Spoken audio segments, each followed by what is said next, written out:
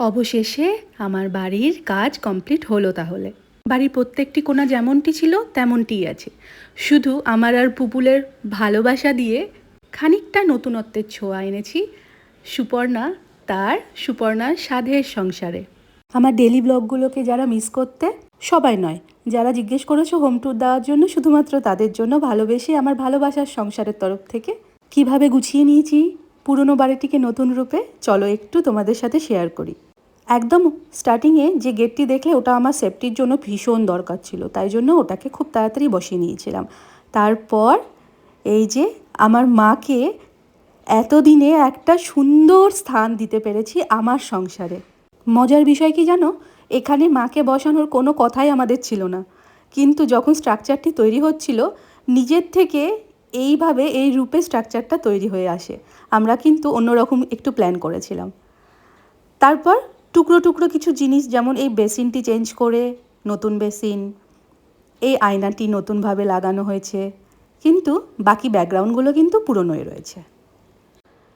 তারপর পুরো ডাইনিংয়ের colour change, সুন্দর সুন্দর হোম ডেকোরের জিনিস দিয়ে যেটুকু পেরেছি নিজের মনের পছন্দ মতো আর সাধ্য মতো সাজানোর চেষ্টা করেছি আমার সংসারের কিছু কিছু অংশকে।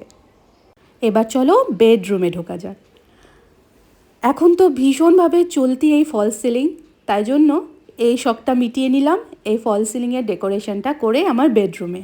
ডাইনিংয়েও করার কথা ছিল, কিন্তু আমাদের সামনে একটি বড় অনুষ্ঠান আসছে, আমার মা মঙ্গলচণ্ডীর পুজো, সেই জন্য আর সময়টাকে এত কম সময়ের মধ্যে কাজটা আমরা কমপ্লিট করেছি, যার জন্য আর ডাইনিংয়ের কাজটা থেকে গেল পেন্ডিং।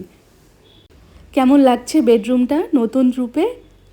যারা ভালোবেসে ভিডিওটি দেখবে তারা কিন্তু অবশ্যই কমেন্ট করতে ভুলবে না। দেখো, একদম পুরো নতুন করে সাজানো হয়েছে বেডরুমটি। বেডরুমের পর একটা ভীষণ সুন্দর, আমার মনের সব থেকে স্বপ্নের একটি কর্নার থাকে না বাড়িতে, অনেকে বলে যে ফেভারিট কর্নার, ঠিক সেটা হচ্ছে এই কর্নারটি আমার। কেমন লাগছে এই কর্নারটি জানাতে ভুলবে না। শাশুড়ি তার নিজের গোছানো সংসার আমার হাতে দিয়ে গিয়েছিল, আমি এখন সময়ের সাথে সাথে নিজের সংসারকে আরও একটু নতুন রূপে গুছিয়ে নিলাম, এই আর কি। সমস্ত কিছুর মাঝে ঠাকুরের সিংহাসনটি কিন্তু একদম ভুলিনি। ঠাকুরের এই নতুন রূপের সিংহাসনটিতে আমার যত ঠাকুর প্রত্যেককে ওখানে স্থান দিয়ে দিয়েছি। আর পাশের ঘরটি, ব্যালকনি লাগোয়া যে ঘরটি ছিল, সেটিকে একটু নতুন রূপে আনার চেষ্টা করেছি। এই হচ্ছে আমার নতুন রূপের পুরনো বাড়ি। কেমন লাগলো জানিও কিন্তু প্রত্যেকে।